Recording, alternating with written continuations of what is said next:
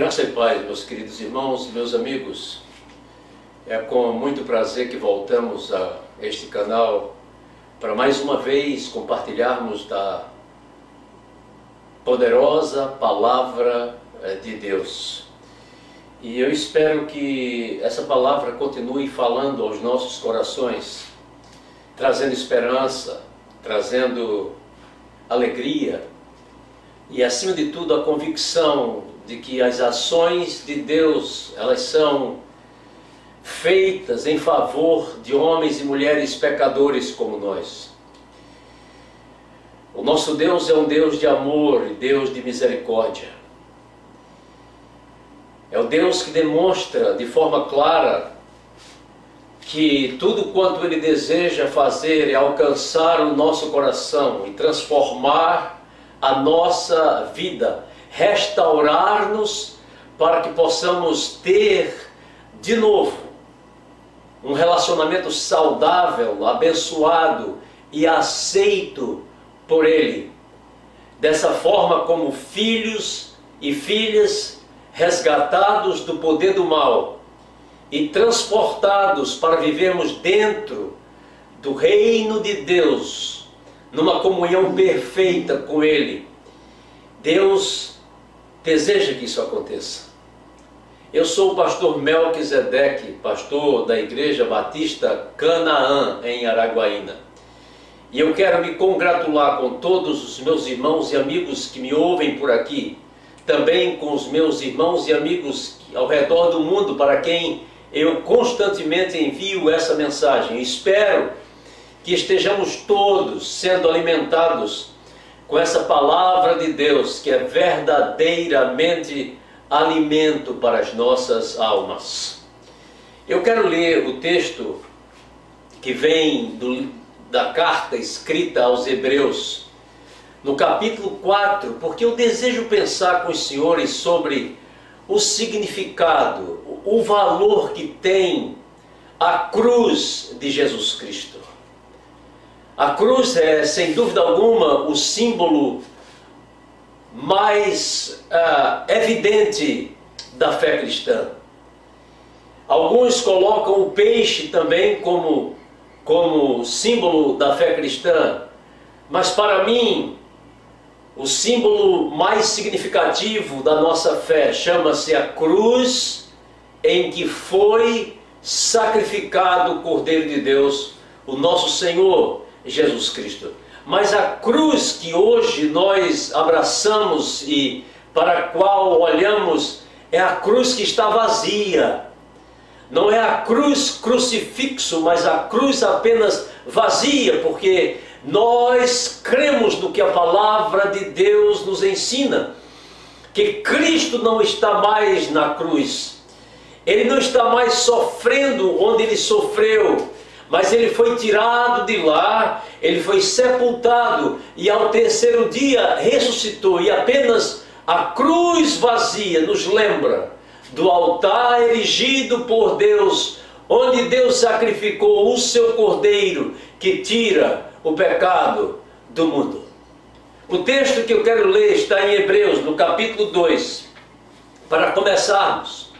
Capítulo 2, a partir do versículo 14, escute atentamente o que foi escrito pelo autor da carta aos Hebreus. Ele diz: visto, pois, que os filhos têm participação comum de carne e sangue, destes também ele, Jesus, igualmente participou, para que por sua morte, e essa morte foi a morte da cruz do Calvário, destruísse aquele que tem o poder da morte, a saber, o diabo, e livrasse todos que, com medo da morte, estavam sujeitos à escravidão por toda a vida.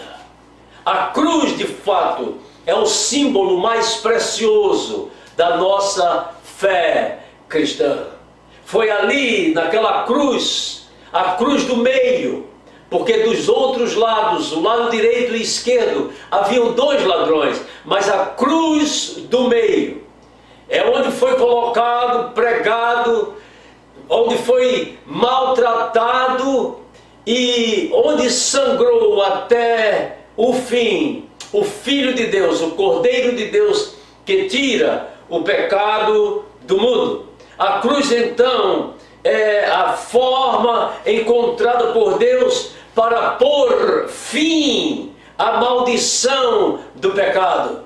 Pois é o pecado que continua sendo aquele veneno que condena eternamente o homem à perdição eterna, condena eternamente o homem ao inferno. Eu sei que há pessoas que não gostam de ouvir esse tipo de palavra, mas essa é a mensagem que a Bíblia nos traz, que o pecado nos leva para bem longe de Deus eternamente. E Jesus mesmo nos afirma que esse lugar que é o contrário da presença de Deus, esse lugar que é o contrário de vitória com Deus, chama-se inferno.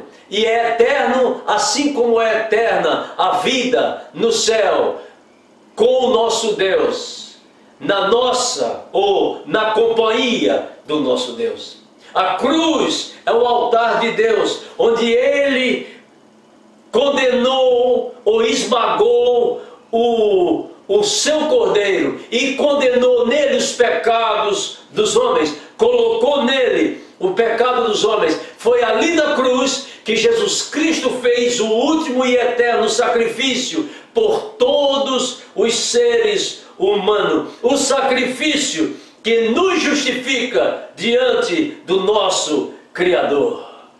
O pecador, por causa do seu pecado, ele é condenado eternamente. Mas a cruz, por causa daquele que foi pregado nela, ela desfaz o nosso castigo através do sacrifício que foi feito nela.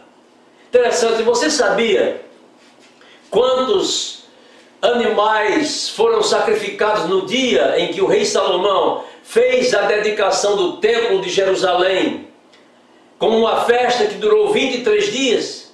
Lá em 2 Crônicas 7, versículo 4, diz assim: então o rei Salomão e todo o povo ofereceram a Deus sacrifícios, 22.000 bois e 120.000 ovelhas em sacrifícios. Esses sacrifícios eram feitos sempre em favor dos pecados dos homens. O derramamento de sangue era sempre feito em favor dos pecados dos homens. Sacrifícios que se repetiam constantemente. No entanto, a Bíblia diz que o Cordeiro de Deus simplesmente resolveu esse problema lá na sua cruz. O capítulo 9 de Hebreus, a partir dos versículos 11 até o 14, diz o seguinte: quando, porém, veio Cristo como sumo sacerdote dos bens já realizados, mediante o maior e mais perfeito tabernáculo, não feito por mãos, quer dizer, não desta criação, não por meio de sangue de bodes e de bezerros, mas pelo seu próprio sangue, entrou no Santo dos Santos uma vez por todas, tendo obtido a eterna redenção. Portanto, se o sangue de bodes e de touros e a cinza de uma ovelha espargidos sobre os contaminados os santificam, quanto à purificação da carne, muito mais o sangue de Cristo, que pelo Espírito eterno a si mesmo se ofereceu sem mácula a Deus, purificará a nossa consciência de obras mortas para servirmos ao Deus vivo. A cruz é a resposta, é a solução de Deus. Não precisa mais haver derramamento de sangue de animais. Os sacrifícios que muitas pessoas fazem de vez em quando, andando de joelhos até que seus joelhos sangrem, não necessitam mais ser feitos. Os sacrifícios que as pessoas fazem, procurando gastar o que não tem para fazer boas obras, a fim de que alcancem o favor de Deus e a salvação de Deus, não mais precisam ser feitos, porque o sacrifício último e eterno foi feito na cruz do Calvário por Jesus Cristo, por pecadores como eu e como você. O profeta Isaías, no capítulo 64, versículo 6, ele deixa que cada um de nós saibamos que os nossos atos de justiça, aquilo que nós fazemos com a intenção de conquistarmos a misericórdia, a graça e o perdão de Deus, não tem valor nenhum. Ele diz, os nossos atos de justiça, nesse sentido, são como trapo de imundície diante do nosso Deus. Porque o sacrifício último já foi feito. Cristo já morreu na cruz do Calvário por você. Ele já deu a sua vida por você, para que você não seja condenado, para que você não vá para o inferno, para que os seus pecados sejam completamente perdoados por causa do seu sacrifício feito na cruz do Calvário. Em 1 Coríntios 1, versículo 18, o apóstolo Paulo escreveu: porque a palavra ou a mensagem da cruz é loucura para os que perecem, mas para nós que somos salvos é o poder de Deus. As pessoas que não conhecem a Deus não creem que uma ação de Deus feita lá na cruz do Calvário, quando Ele colocou o seu Filho para morrer pelos pecados do mundo todo, o Cordeiro de Deus que tira o pecado do mundo, os que não creem nisso chamam a cruz de loucura. Mas para aqueles que creem no nome precioso de Jesus, o único nome capaz de salvar pecadores como eu e você, Paulo diz, e aí está o poder de Deus. A cruz de Cristo nos mostra de forma clara, de forma palpável e viva, a misericórdia de Deus para conosco. Quando Deus enviou o seu próprio Filho ao mundo, Deus estava mostrando misericórdia por mim e por você, pela minha alma e pela sua alma. Então, de novo, animais, eles não precisam mais ser sacrificados. Você, esqueça, não precisa mais andar se ralando pelo chão. Há pessoas que durante a Páscoa se batem com chicotes até sangrar. Esses são sacrifícios inúteis, porque o sacrifício real já foi feito em seu favor. Você basta crer no nome precioso do Filho de Deus, que é o nosso Salvador, Cordeiro de Deus que tira o pecado do mundo.